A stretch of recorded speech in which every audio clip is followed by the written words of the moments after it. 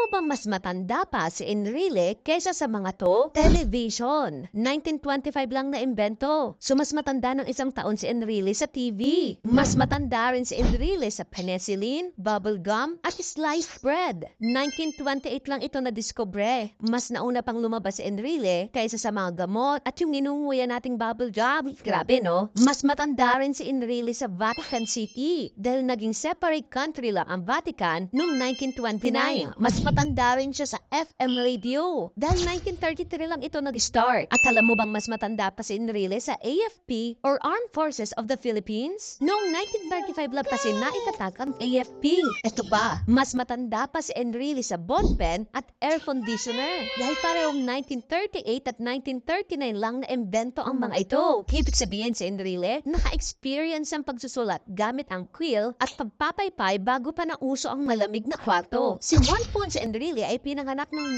1924 at ngayong 2025, pinagdiriwan niya ang kanyang 101st birthday. Grabe, diba?